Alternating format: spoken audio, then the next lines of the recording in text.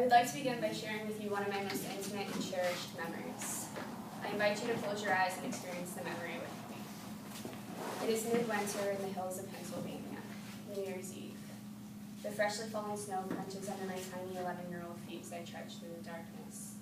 It is just before dawn as I finally nestle in the trees. I shiver in the cold.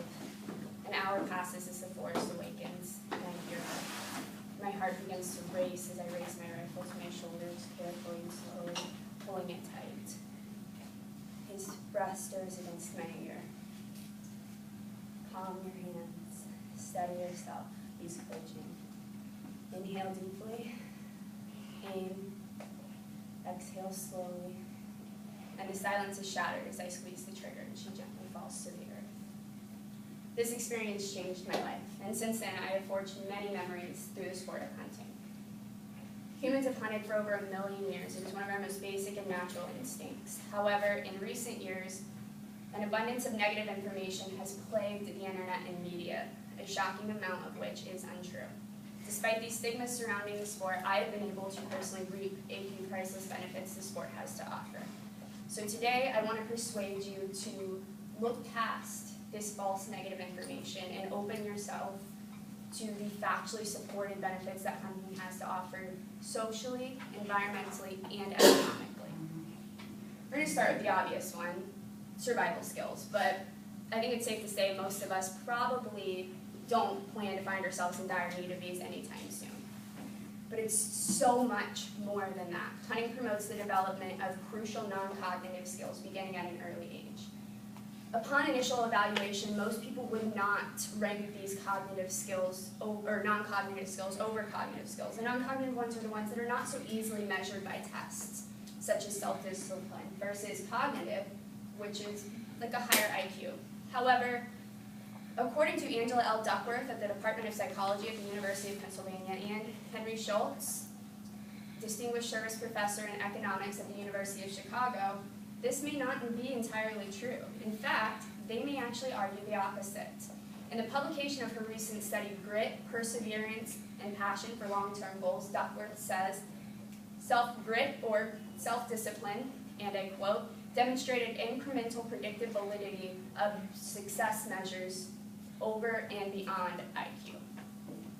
Now, educators are struggling to develop these skills in the classroom setting, and they're turning to parents. As parents, hunting helps your child develop these skills, helps you develop these skills, and it also increases family time together. In recent years, you've seen an increase in technology. How many people have seen this being out? Here, you are not interacting with each other, you're not connecting, you're losing that relationship. But in this photo, you will see 1, 2, 3 generations together, outside, off their cell phones, connecting with one another, building relationships and memories, learning from each other. As hunting is also teaching these life skills, it's also promoting a healthier lifestyle as well. The physical demands of hunting are commonly overlooked. In an interview I recently did with Paul Stout, he talked to me about learning to hunt from his father and about teaching his own 5 kids and how the tradition has been passed down through his family. He told me a story of Uncle Joe, and I think this man really showcases well every benefit hunting can offer an individual. He is in his mid-80s. He has throughout his life dedicated his time, managed his resources, and he now owns his own private hunting land that he plants his own crops on. He has built tree stands, and in his 80s, still climbs 30 feet up into a tree and sits and waits, and in a matter of 30 seconds, pulls back 45 pounds, because there is a minimum draw weight on bows, and takes down whatever he plans to kill. He then takes it home, processes it, and eats it himself. So, his health is probably also largely attributed to the nutritional value that is in the meat. According to the USDA National Nutritional Database, 1 pound of wild venison contains 128 grams of protein and 7 grams of fat, versus 1 pound of lean store-bought ground beef contains 75 grams of protein and 100 grams of fat. The difference is dramatic. But even if you don't wish to eat what you kill, even though 90% of hunters do, you can donate it to one of your local Hunters for the Hungry. Every state possesses this nonprofit charity where hunters can donate their unwanted game meat to underprivileged families. And this is some of what it looks like here. In 2011, 11 million meals were donated to underprivileged families. But all of this meat does have to come from somewhere. One of the widest spread stigmas is that hunting wreaks havoc upon the environment and the animal population. It is quite the opposite. Hunters are the largest contributors to environmental and wildlife conservation efforts. Without the contribution hunters make each year, many of these efforts would be lost. Many of these programs would not exist. Most of this is done through taxes on hunting license, tools that you need for the sport. So you could argue that it may not necessarily be a voluntary contribution. However, in 1933, hunters requested to raise the tax on guns, ammo, bows, and arrows to 11%. They have since then requested to maintain this tax over lowering it, and this raises almost $311 million a year. There's another large spread stigma that hunting is the leading cause of species extinction. At one time, this may have been true. However, in North America, this is obsolete. This is not how it occurs. It is the opposite. Hunters are promoting wildlife conservation, promoting species conservation. In 1999, there was an estimated only 500,000 white-tailed deer left in North America. Today, they estimate there to be over 32 million. In 1990, there was an estimated only 100,000 wild turkeys in North America. Today, they estimate that to be over 7 million. The leading cause of species extinction is invasive species. These are species that are not native to that habitat, that are brought there by us, by humans, and they wreak havoc upon local species and the environment. Texas is home to over estimated 2 million feral hogs. Now, while the population is attempting to be managed through hunting, they are still endangering local species and wreaking havoc upon the environment. The annual estimated damage is 51.7 million in the state of Texas alone, and Florida is not far behind. Now, if you're sitting there thinking, I hear you, Nicole, I hear you.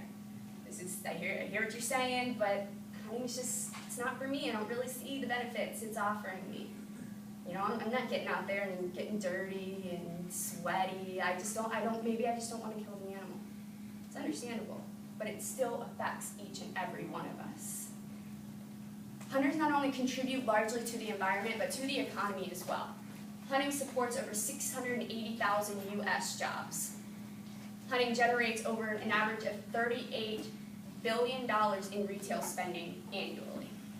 Well, there's other jobs, and people will find other ways to spend their money, but losing that alone would be an enormous hit to the economy. How many of you have seen this sign? Yeah? It's deer crossing. If hunting were lost as a wildlife management tool, the estimated increase in percentage of deer-related collisions is 218%. That is not only possible, useless, and the unnecessary loss of life, it's dangerous to humans and to both animals, and the damage cost is astronomical. So, show of hands, who pays taxes? Yeah? Yeah? Who likes paying their taxes? Yeah, you like paying your taxes? Who wants their taxes to go up? All right, just one person. All right. I'm gonna throw you a couple numbers. If hunting were lost as a wildlife management tool, these are estimated results. Government wildlife population management would cost taxpayers an estimated $9.3 billion. Fur bearers, which are your beavers and such, would tack on an estimated $265 million to control. On top of that, wildlife-related crop damage would be an estimated $3 billion annually. Damage to homes would be an estimated $972 million, and healthcare and disease control would be an estimated $1.45 billion annually. This totals $15 million per year of total taxpayer dollars. Who wants to foot that bill? Show of hands. Who wants to pay for that? I do. I pay for it every hunting season. I contribute to that. I am the reason